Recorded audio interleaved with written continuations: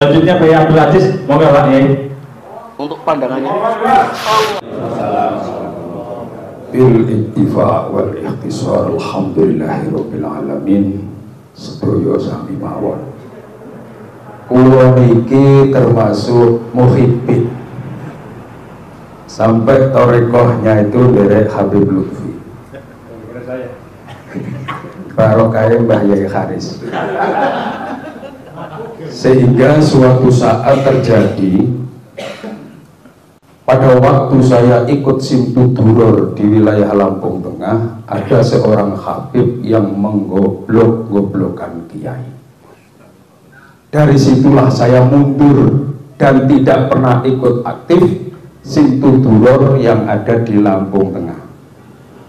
Tapi saya dicaci kayak kiai gombal, kayak kiai sombong, tidak mau ikut sholawatan Simtuduror.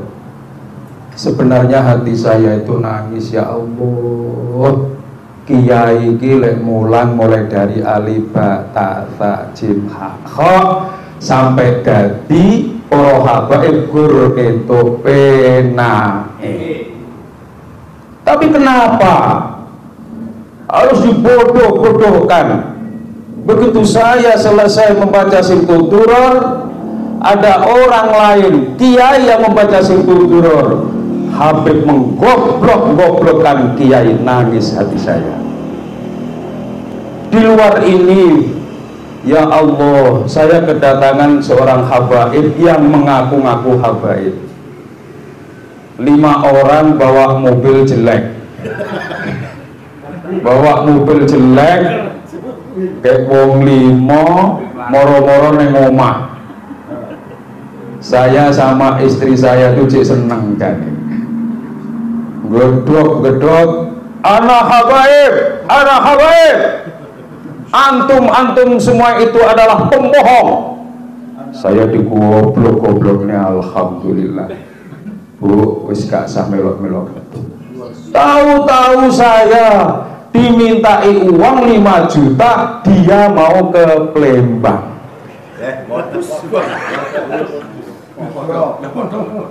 Saya mohon, Beb, saya nggak punya duit segitu, Beb. Untuk bayar tukang aja nih saya masih bingung.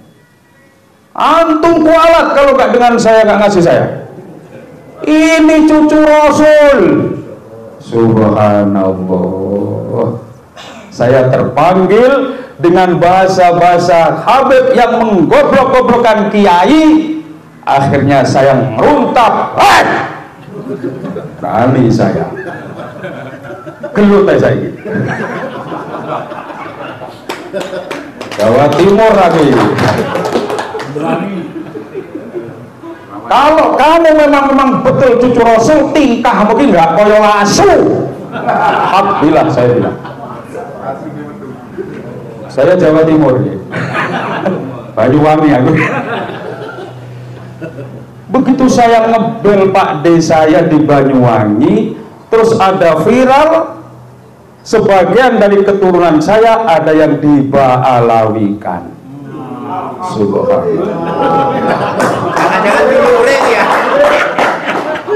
Terpanggil saya, sebenarnya saya mau ke tempat Pak Suhadi, neng wonge lungoy, jangan arepe wadur aku iki. Iki lek iso secepat mungkin kita bergerak. Amin. Piye Habib iki sing padha ngaku cucune Rasul, asline bukan cucu Rasul. Loh, naudzubillahi min dzalik. Juga 5 Habib itu nggak pulang minta makan. Akhirnya sama istri saya diberikan mie instan dicampur endok. Marah lagi, anak habaib tidak biasa makan seperti ini, itu ada ferry gasmu. Saya marah lagi, saya sudah reda, sampai tak hormati kok malah melunjak suwi-suwi. Wong aku kayak aslinya wong nesuan dari. Karena perilaku yang tidak pas inilah saya berani mengatakan, tak tantang wong limo kuwi. Sehingga mereka mohon maaf Yai, nggak usah nyeluk Kiai, lepas nusul nyeluk Kiai. Kiai lepas ning panggung wae. Saya tahu sampean itu pidatonya laris, ning ora duwe kowe kok iya. Iki santri sak perombaan sama seperti Kusnan, sama seperti Haris, ini makani santri. Jadi mereka akhirnya, ya Allah, kami masih punya belas kasihan. Saya kasih uang 1 juta, itu dengan gerutu dan marah-marah. Tiba ujung-ujung mobilnya mogok. Jadi santri saya suruh dorong. Begitu selesai, ya Allah, alhamdulillah ya Allah, kita itu mahabbah dengan Rasulullah, bukan siapa-siapa.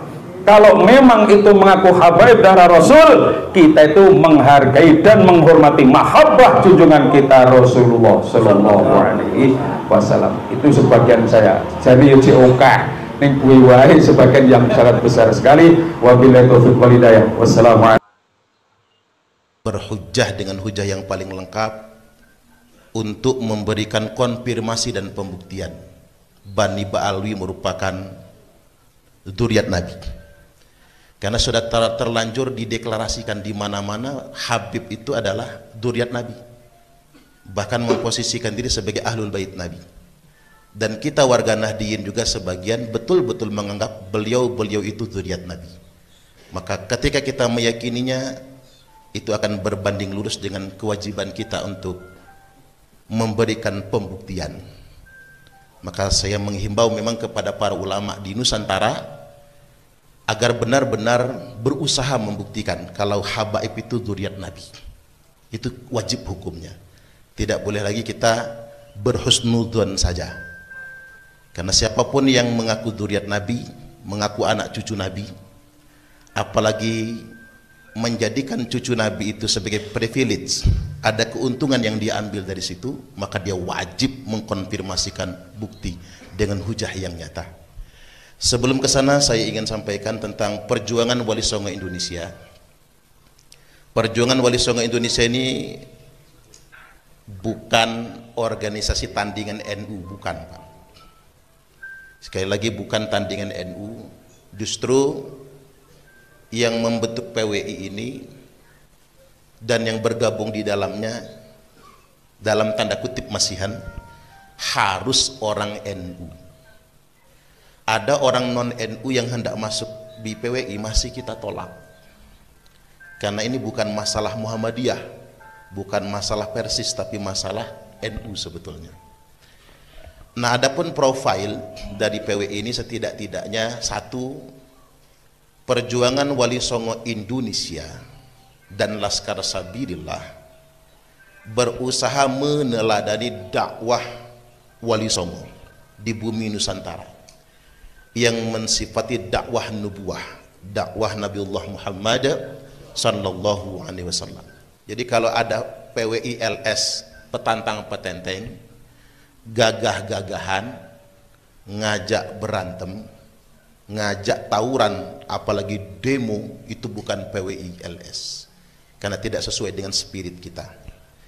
Yang kedua, kita berusaha menjaga sejarah dan kemuliaan Wali Songo beserta keturunannya. Apa maksudnya? Hari ini sejarah Wali Songo sudah disimpangkan banyak sekali, bahkan sejarah Nusantara disimpangkan.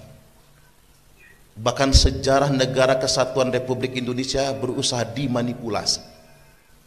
Bahkan sejarah NU saja sudah mulai dimanipulasi orang. Maka kita punya kewajiban meluruskan sejarah ini. Dan Wali Songo sudah banyak direndahkan, terutama keturunan Wali Songo. Jadi PWI bukan lembaga pencatat nasab, bukan yang memverifikasi keturunan Wali Songo, tapi menjaga sejarah dan kemuliaan Wali Songo. 2, 3, menjaga kehormatan dan kemuliaan ulama Nusantara. Kita lihat di media sosial beberapa waktu yang lalu kiai-kiai dikamplengi, Sanggup gak kita para santri Pak ngelihat kiai dikamplengi oleh oknum-oknum yang ngaku Habib atau Muhibbin, sedangkan kita cuma nonton saja.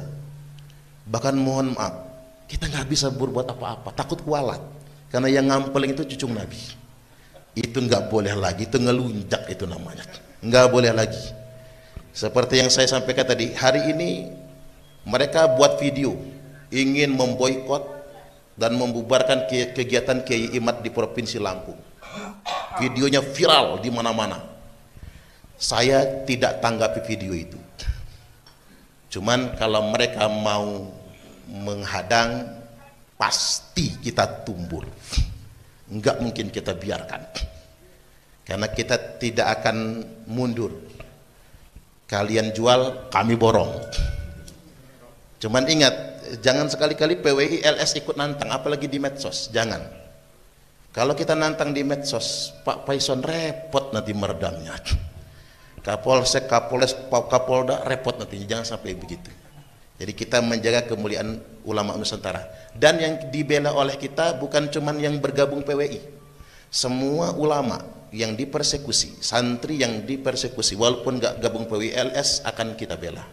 3 ya. Yang keempat, menjaga kemuliaan nasab suci Rasulullah Sallallahu Alaihi Wasallam.